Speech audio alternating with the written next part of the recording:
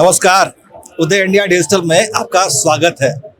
तो देश को आत्मनिर्भर बनाने में रक्षा कंपनियों का बड़ा योगदान है और प्रधानमंत्री नरेंद्र मोदी ने ऐलान किया है कि अगले साल तक 25,000 करोड़ के रक्षा निर्यात का लक्ष्य हम प्राप्त करेंगे और इसमें ब्रह्मोस की बहुत बड़ी भूमिका है, ब्रह्मोस मिसाइलों की।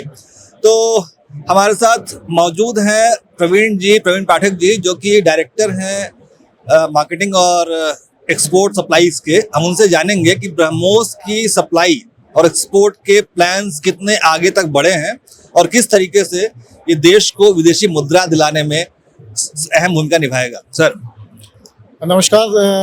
देखिए, ब्रह्मोस जो है वो एक जॉइंट वेंचर है इंडिया और रशिया का। हमने 1998 में ये कंपनी शुरू करी थी और 2004 से इंडियन आर्म्ड फोर्सेस को हम मिसाइल सप्लाई कर रहे हैं।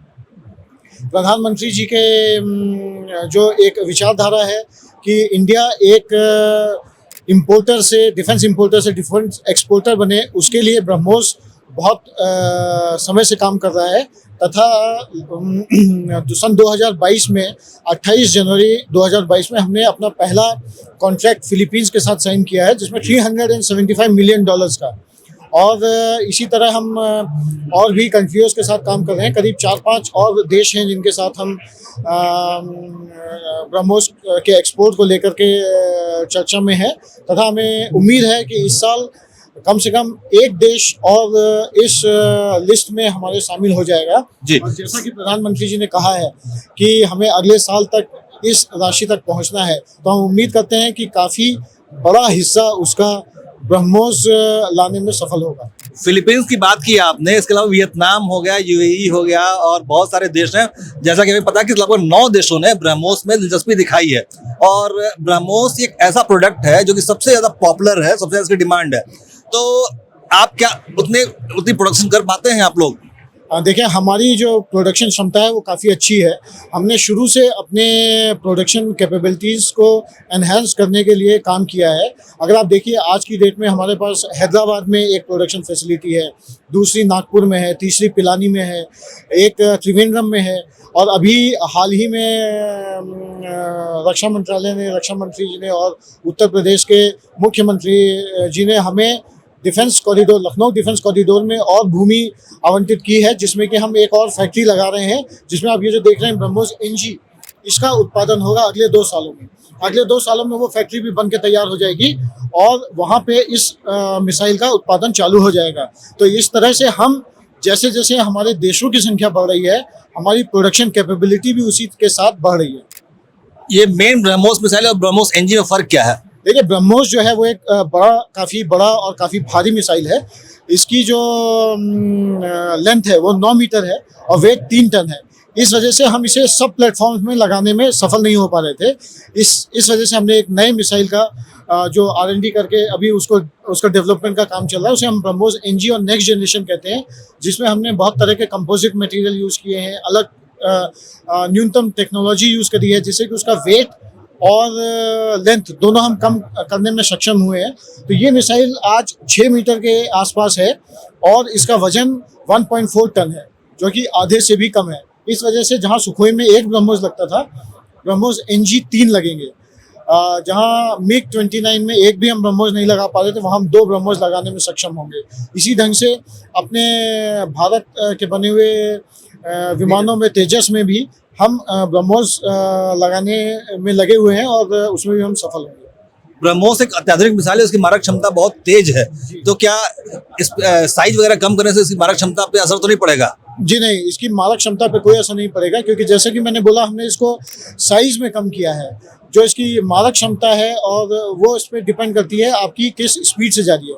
अगर आप काइनेटिक एनर्जी देखें तो 1/2 mv² होती है, तो वेलोसिटी का दुगना V/2।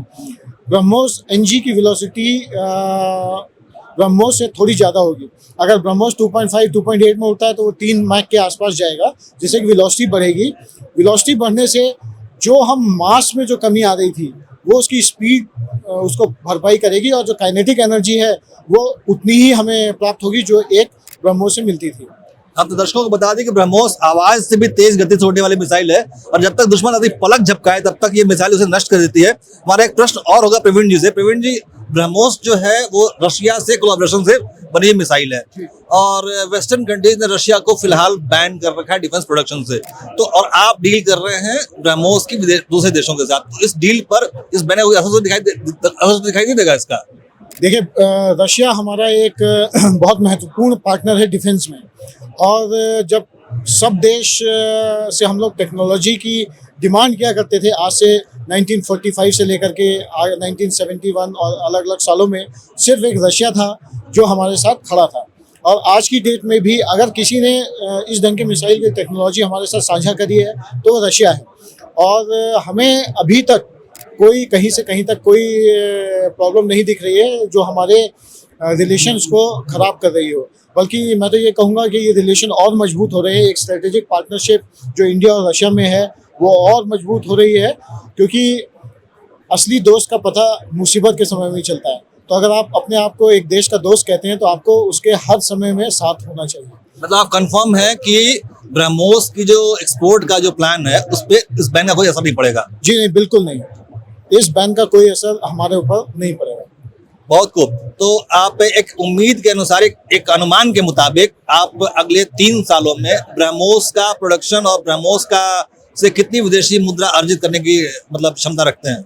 देखिए, हमारी तो इच्छा ये होगी कि ज़्यादा से ज़्यादा मुद्रा है, लेकिन डिफेंस एक्सपोर्ट डील्स में टाइम लगता है, ये इतनी आसानी से संभव नहीं होती।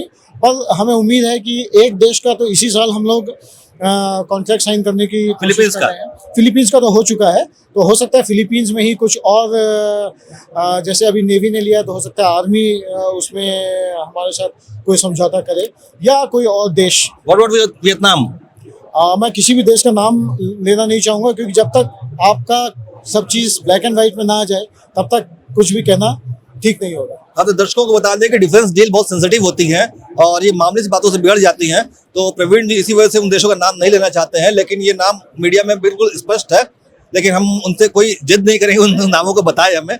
लेकिन हम इतना जरूर जानते हैं कि ब्रह्मोस इस देश का गौरव है और अग्रदूत है आत्मनिर्भर भारत का। हम प्रवीण जी का बहुत बहुत धन्यवाद करेंगे कि उन्हें अपना कीमती समय में दिया।